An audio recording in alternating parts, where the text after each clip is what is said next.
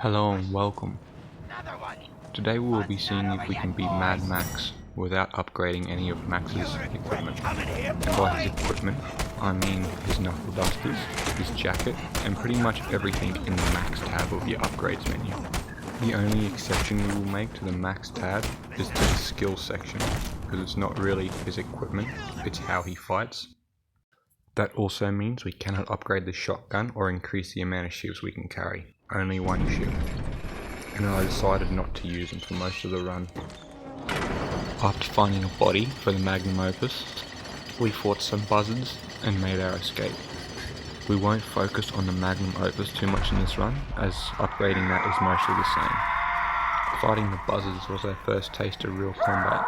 Not only do they introduce our first different enemy in the evading mechanic, they introduce knives. These littler enemies can dodge our attacks, and also do an unblockable attack, which will need to be dodged. You can block them for slightly reduced damage, but it's better to dodge them. We also get our first access to shivs, but I don't really use shivs until I get the shiv counter ability, because it's more using your environment, rather than using equipment Max is carrying. I also refrain from using the shotgun most of the time. While it wasn't a rule that I couldn't use it, I just didn't use it a lot. I preferred to fight my enemies. That did also make it so I had a lot of shotgun ammo for car fights and blowing up the Scrotus insignia, which I would need to conserve because throughout the whole game I would only be able to carry 4 shotgun shells at one time, having to pick up more after I use one.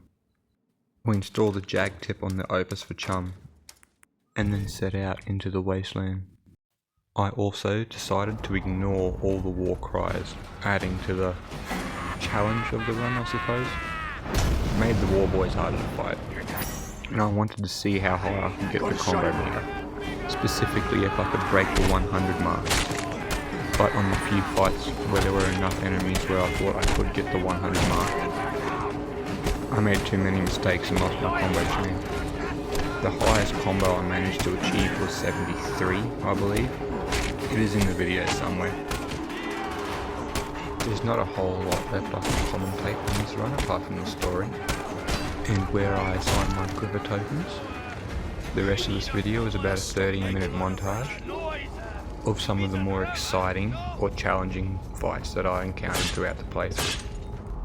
So if you are not interested in that and are only here for the story, or just to see if I could beat the game without upgrading any of Max's abilities, then feel free to fast forward to about 15 minutes, as that is where I continue on with the story and the boss fights. If you didn't skip, and you are here to watch all of the fights that occurred, I have a marvellous show of unarmed combat for you to witness today. Without further ado, let's get on to the video.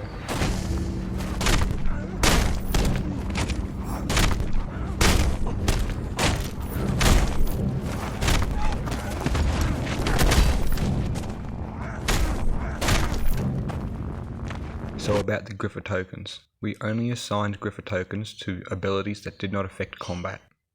Only resource gathering. So no improvements to Max's health, or no improvements to weapons, even though I didn't end up using melee weapons throughout the playthrough either.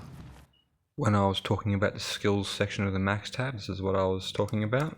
We took all of these perks. And I also decided to unequip Max's jacket because it makes us take even more damage again, thus making the run even harder.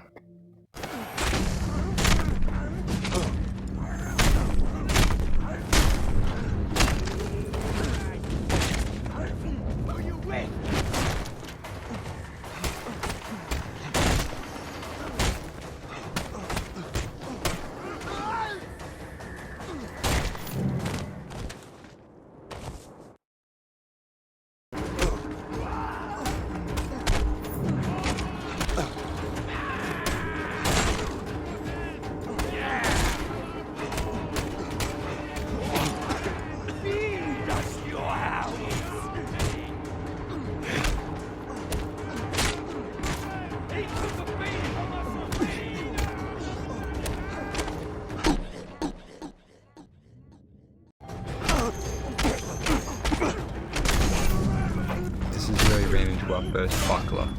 This guy's beaten me for my first few attempts, so he got kicked up the guts a few times.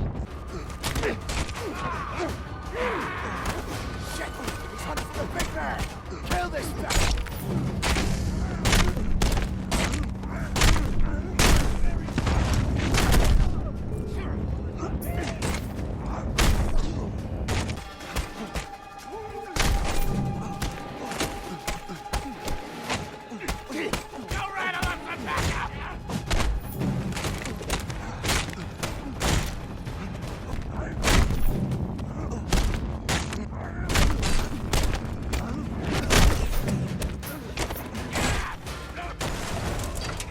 I don't have a lot of footage for the top dogs because it's fairly easy. Dodge their big, long attack and then heavy attack them, and you'll stun the top dog, allowing you to unleash a full combo on him.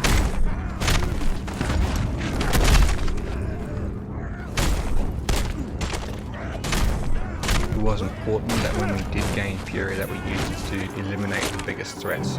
Anyone wielding a weapon or a knife, and most importantly, bucklers. If there was a buckler and we gained Fury, we used it to take him out as quickly as possible.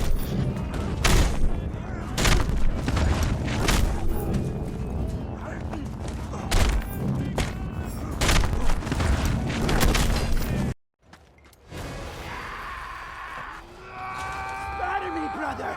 Your death strengthens me! Bring it back up!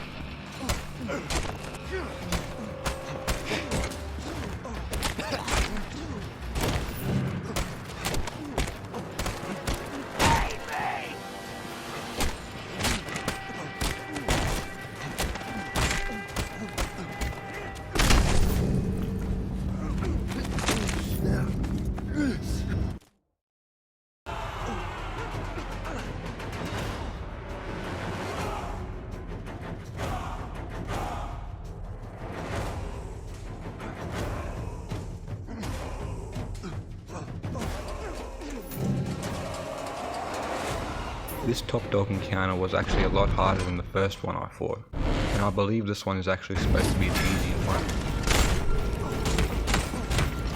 Thought I'd show off the Opus, just so you could see how it was looking.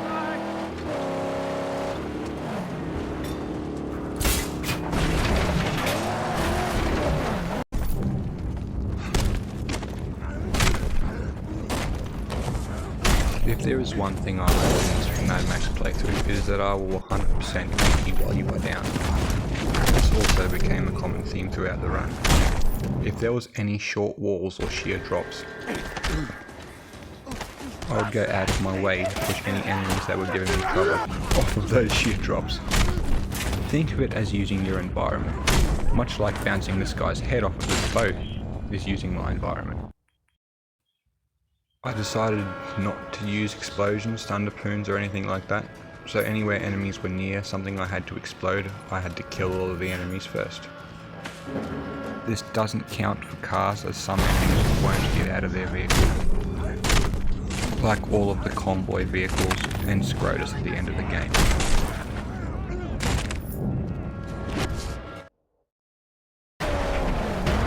Thought I'd give you another look at the Opus, just come along nicely. Forever riding eternal, shining in chrome.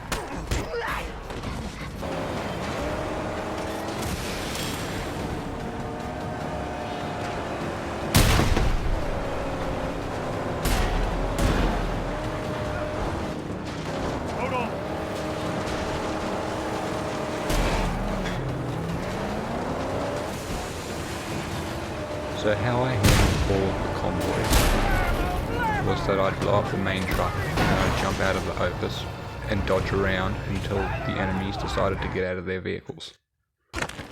Almost every enemy will do this, except for the convoy trucks, and the cars following the convoy trucks until you destroy it and Scrotus at the end of the game.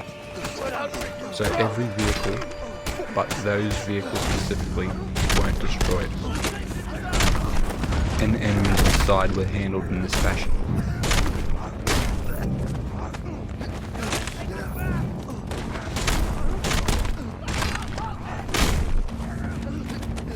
We ended up polishing all of these guys off for a nice flawless victory. And then had a go at a stank gun camp.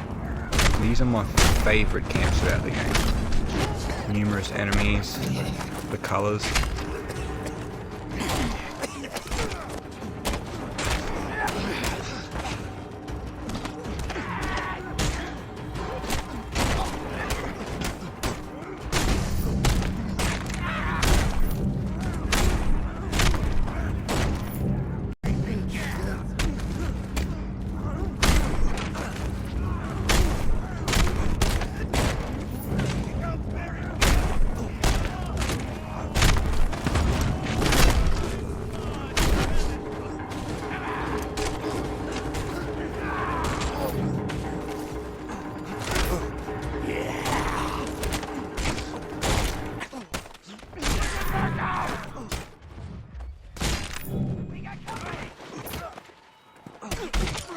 Get him now!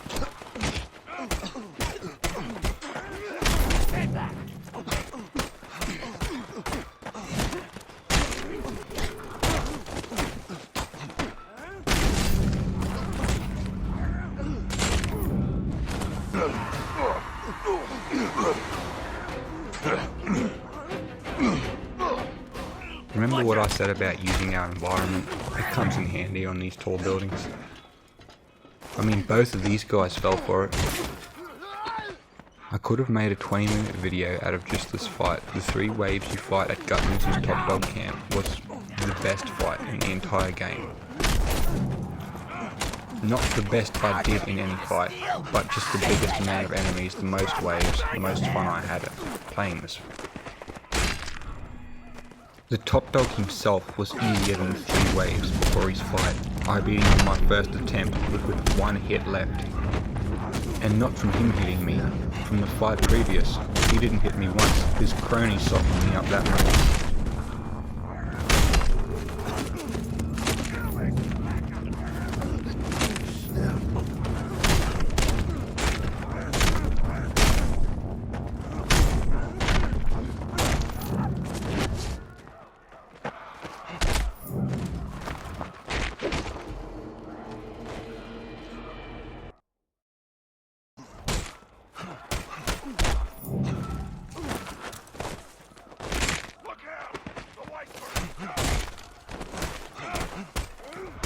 Yeah!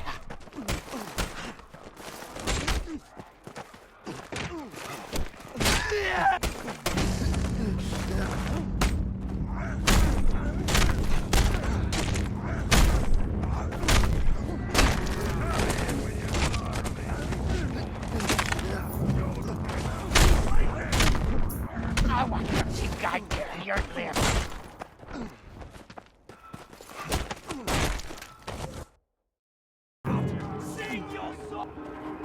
Every man at once!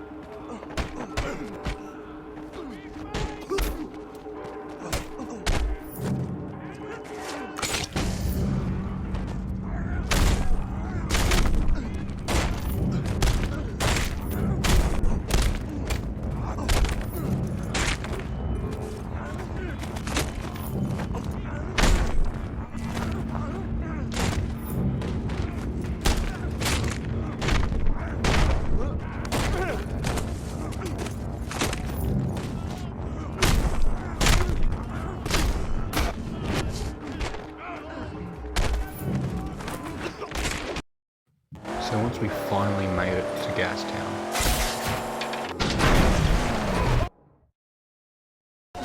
we had to fight through some buzzers to get some Christmas lights for a guy who wanted to hang them off his neck. He seemed pretty stoked about it.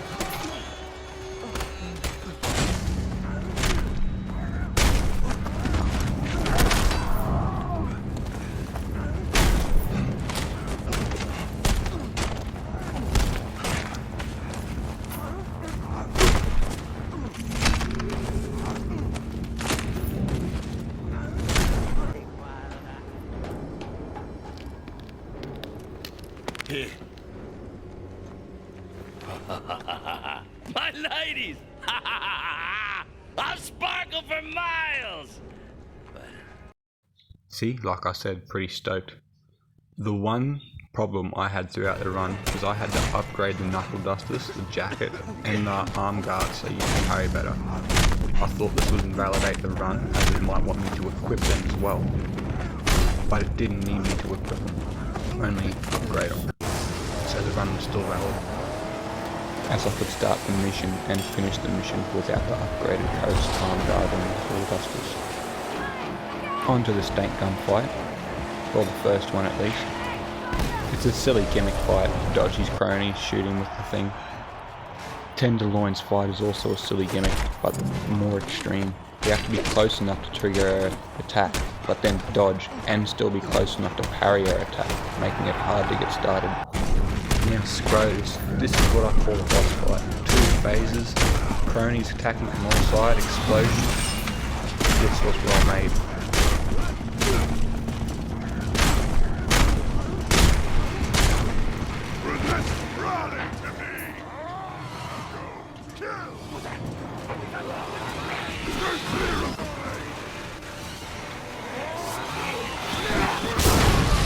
Of course, we don't actually get to finish Scrotus in this part. Stank Gun comes and saves him.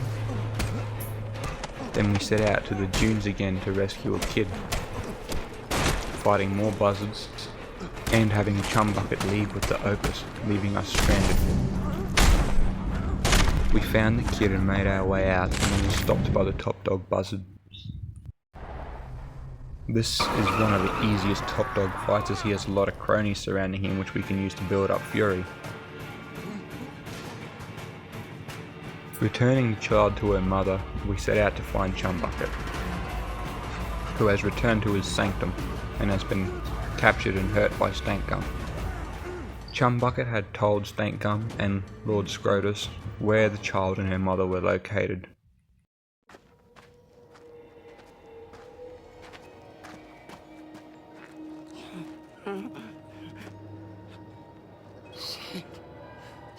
You came for me. You came for me. I should kill you for this. Hail the champ!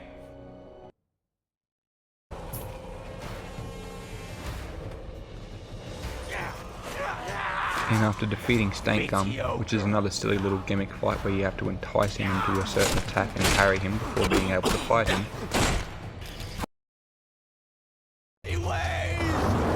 we returned to Firefly's settlement to see that everyone in it had been slaughtered, and then made our way to Scrotus to avenge the death of everyone in Firefly's community.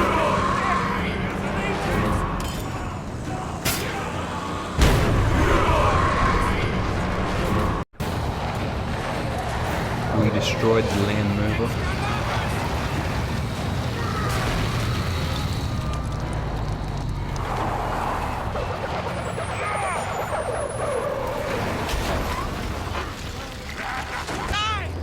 Said our goodbyes to Chumbucket.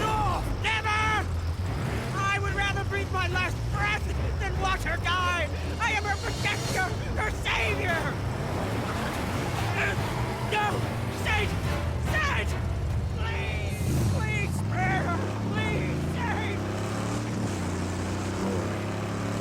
This is no way for her to get! And sent the land mover off the cliff.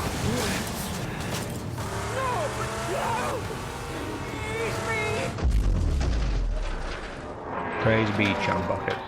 Praise be.